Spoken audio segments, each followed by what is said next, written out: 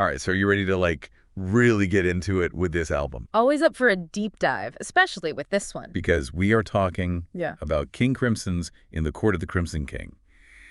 This is, well, it's not just their debut album. It's like this musical earthquake in 1969 just completely changed what rock music could even be. Yeah, it's amazing. And The Court of the Crimson King is like the album that everyone points to when they talk about progressive rock, even though, back then the whole genre was still kind of forming. Right, like they invented a sound out of the thin air. They did. It's rock, but it's got this jazz influence, even some classical music in there, and like a little touch of something you can't even put your finger on, you know? Just threw it all in a blender.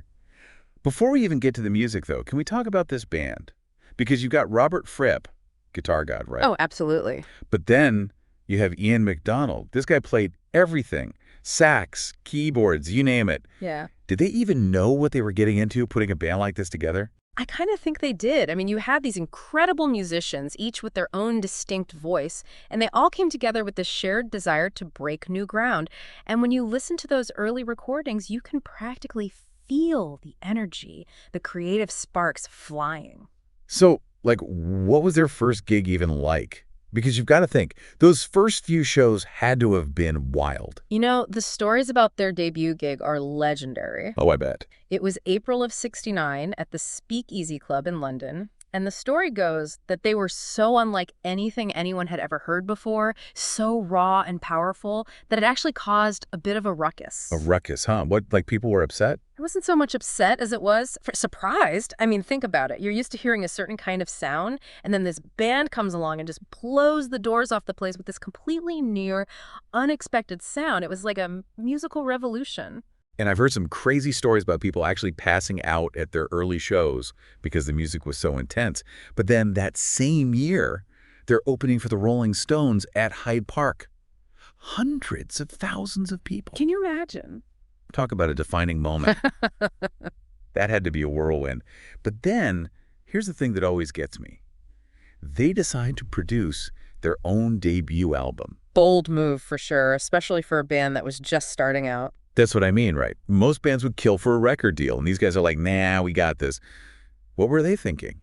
I think it speaks volumes about their belief in their own vision. They weren't content to let someone else dictate their sound, to polish their edges.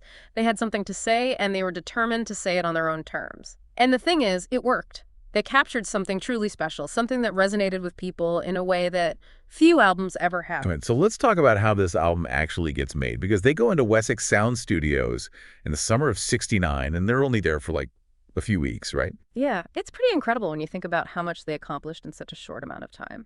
But it wasn't just the time frame, right?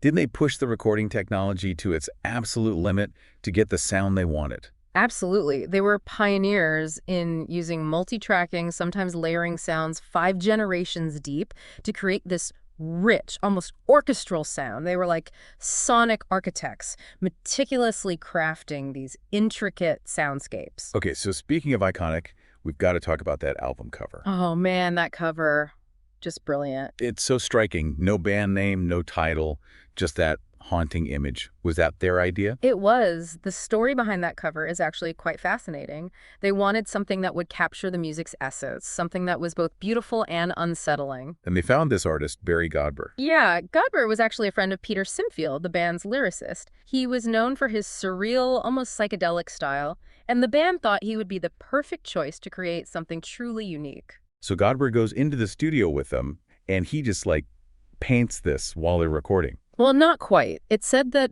Godber actually based the painting on a self-portrait, but it's more than just a reflection of his own image. It's like he tapped into the band's collective psyche, capturing the anxieties and uncertainties of the time. Which is so perfect, right? Because when you listen to the album, it's full of these really intense, sometimes even dark themes. They were grappling with some big ideas about society, about humanity, about what it meant to exist in this rapidly changing world. Right, and that's reflected not just in the lyrics, but in the music itself. Take a song like Epitaph, for example. Those lyrics are chilling, almost prophetic in a way.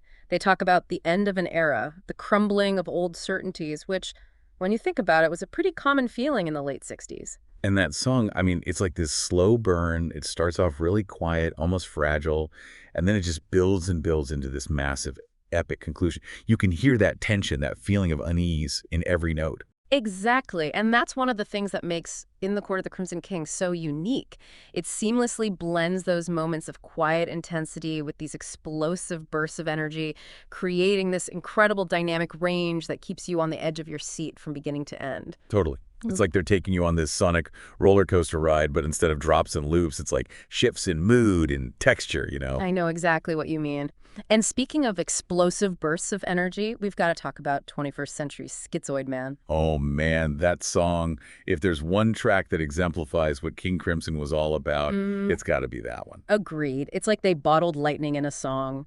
The distorted guitar, the driving rhythm section, Greg Lake's vocals pushed to the absolute limit. It's just pure, unadulterated energy from start to finish. And those lyrics... Talk about capturing the zeitgeist. Right. It's a song that speaks to the paranoia, the alienation, the feeling of living in a world on the brink of collapse, which sadly feels as relevant today as it did back in 1969. Sadly, yeah. But even though the album deals with these really heavy themes, there's also this incredible beauty to it, especially on tracks like I Talk to the Wind. Oh, that's one of my favorites. It's so ethereal, so haunting, especially with Ian MacDonald's flute playing. Did you know that song wasn't actually written for King Crimson? Really? I didn't know that. Yeah. That's amazing how sometimes a song that doesn't quite fit in one context can find new life in another. It's like it was just waiting for the right moment to shine. And shine it does. I Talk to the Wind provides this beautiful, almost melancholic counterpoint to the album's more intense moments. It's like a breath of fresh air amidst the storm, a moment of quiet reflection in the midst of chaos. And it really showcases the band's range. They weren't afraid to be vulnerable, to show Yeah. their softer side. And I think that's part of what makes this album so special. It's not just one thing. It's this whole journey of emotions and sounds. Absolutely. It's a journey that takes you to some pretty unexpected places. And speaking of unexpected, did you know that one of the earliest champions of King Crimson was none other than Jimi Hendrix? Wait, seriously? Jimi Hendrix was a fan? He was, and not just a casual fan either. The story goes that Hendrix caught one of their early gigs at the Revolution Club in London and was absolutely blown away. That's wild. I know. Can you imagine being a young band just starting out and having Jimi Hendrix himself seek you out after your show to tell you how much he loved your music? Talk about an ego boost. Right. But it also speaks to the power of King Crimson's music. They were doing something so unique, so innovative, that it caught the attention of one of the most iconic guitarists of all time. And it wasn't just Hendrix. King Crimson's music resonated with a lot of people, including some pretty big names in the music industry. And it's not hard to see why, right? They were pushing boundaries, defying expectations, creating something that had never been heard before. And that's what made them so influential. They weren't just creating music, they were creating a movement. They were creating a whole new world of sound. But as much as I love geeking out about the backstory, it all comes back to the music, right? What is it about this album, even now, that still makes it feel important? It's hard to put your finger on, you know? There's just something about the way they blend these complex musical ideas with this raw, emotional power that's just timeless. It's like they've tapped into something universal, something that speaks to the human experience in a way that few albums ever do. It's funny because even though it's considered a progressive rock album, which, let's be honest, can be a bit niche, right? It can be, yeah. But there's something about this album that feels so much bigger than any genre. Totally. It transcends those labels. You can hear its influence in so many different styles of music that came after it, from progressive metal to experimental rock, even hints of it in electronic music. Absolutely. It's like they planted a seed that grew into this whole forest of sound. I love that analogy because it really does feel like this incredibly fertile ground that so many other artists have drawn inspiration from. And that's how you know it's something special, right? When an album can still inspire and challenge listeners decades after its release. And not just inspire listeners, but musicians too. It's like this touchstone for anyone who's ever wanted to create music that pushes boundaries, that defies expectations, that creates its own world. Speaking of creating worlds, one last question before we wrap things up. What do you think would have happened if they'd played it safe? Like if they'd stayed with their initial producer, would we even be talking about this album today? That's the million-dollar question, isn't it? It's impossible to know for sure, but I have a feeling that King Crimson was destined to create something extraordinary, regardless of who was at the helm.